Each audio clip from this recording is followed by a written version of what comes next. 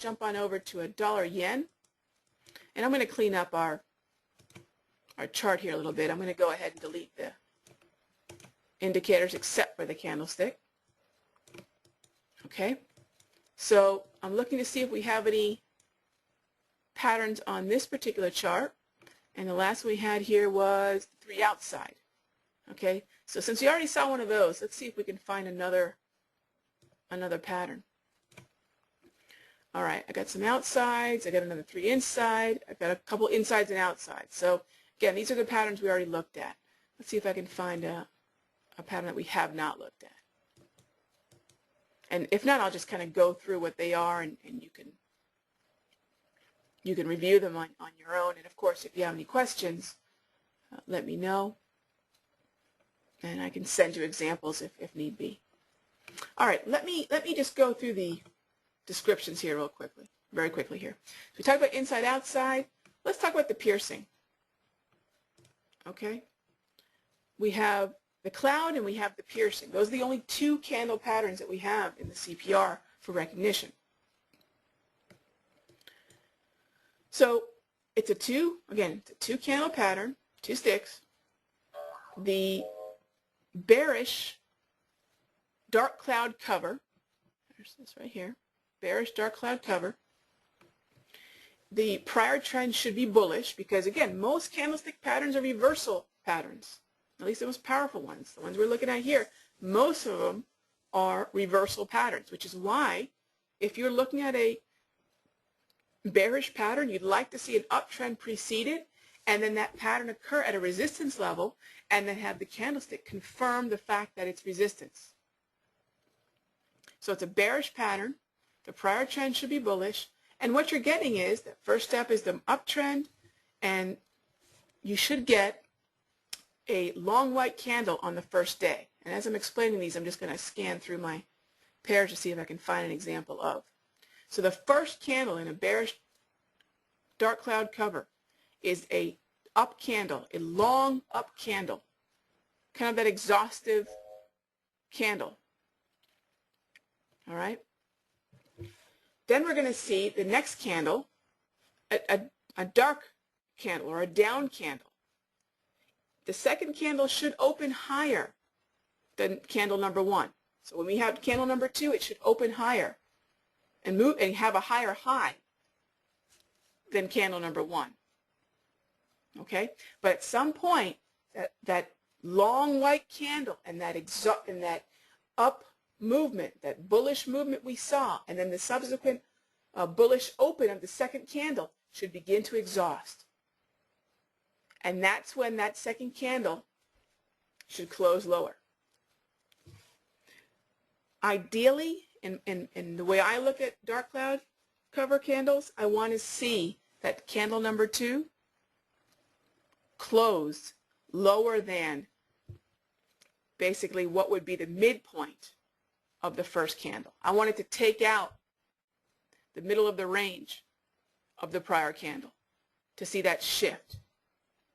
Okay, so really what you're starting off with is a lot of bullishness and then an exhaustion, that reversal in sentiment. Now here on the 5-minute chart of the Aussie, we actually have an example of the soldier of crows. So let me talk about the soldier of crows here real quickly, since we have an example here in front of us.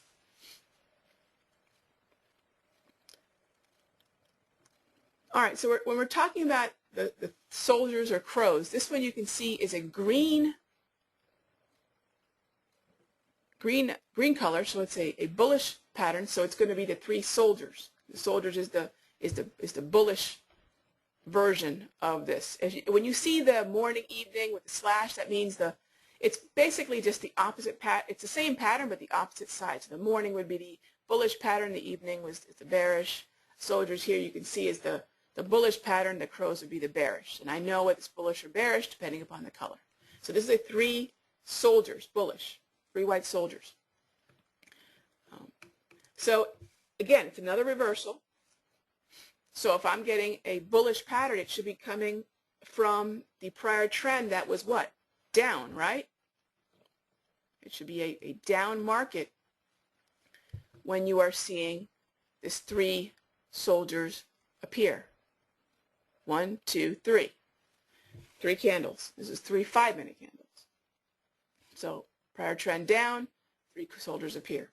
So the market must begin with that downtrend cycle. Okay, we see 3 consecutive, 3 white soldiers, 3 up candles. Okay, for those of you that use black and white charts, obviously you can see why they call them white soldiers. Obviously if you're using red and green, these would be green, right? So 3 up candles. I think it's better when they're long, and this is a great example of 3 soldiers. It's a pretty long ranging candles. You want to see the excitement. Okay, so 3 consecutive up candles. Each candle must close at a new high. All right? Each candle must close at a new high. And I don't want to see any kind of jump here. Each candlestick should have opened within the range of the previous candle. So a little bit of connectivity to them, almost like stairs. Okay?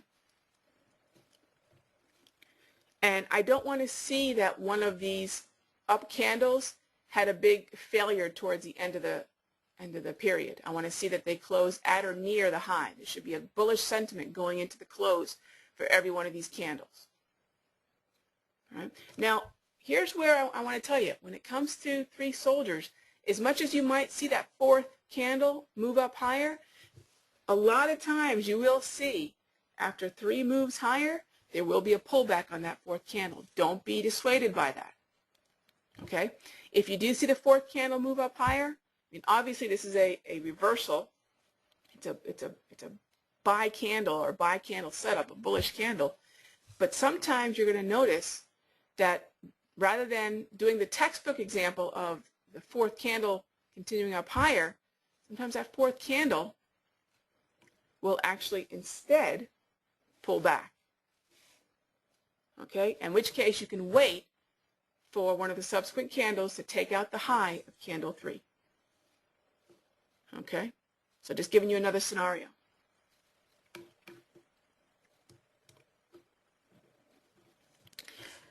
So again, when you're looking at the CPR, and if you notice, I've been kind of scrolling through the different pairs, and you see just how quickly it recognizes the patterns that are occurring here.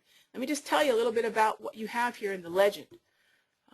You have some commentary. It lets you know what the last pattern was, 3 inside down or whatever, how long ago it occurred, okay, on the most recent time frame it occurred on. It gives you an idea of what it is. There's a little bit of assistance. Check to see if you're at a resistance level, to confirm Harami, as we talked about, that the inside down begins life as versus the inside up, which is the or outside, which is the engulfing, right? So we definitely want to confirm that, and this is just another reminder here in the legend. Okay, these are just recommendations, gang. This is not a system. Okay, on the CPR, this is just a recommendation according to the theory behind candlesticks. Do not take this as a system you will blindly follow. As I mentioned before already, you want to have enough knowledge of candlesticks where you can see it, confirm it on its own merit, and then confirm to see if there are significant resistance levels that it's occurring at. And again, I think another part of that is confirming the fact that this happened within the context of the correct trend, the correct prior trend, right? So there's a number of things that you are going to use as far as your discretionary judgment before you would even begin to follow anything like this. So again, these are just recommendations, ideas, based upon an ideal scenario, but you're the one that has to finally confirm whether it's ideal or not. All right? We have the legend here for each one of the candlestick patterns, many of which we've just discussed. Okay? And then notice here, the quick scan lets you know on which one of these time frames the pattern is occurring. Okay? So if I take a look at the euro-yen, let's say I went to the 30-minute chart. Doesn't matter what time frame I'm on. Okay? Doesn't matter which time frame I'm on. It's going to go ahead and tell me how many other time frames have chart patterns and what they are from this particular glance. So I'm looking at a 1 hour euro yen, but I can see what's happening on some of the other time frames.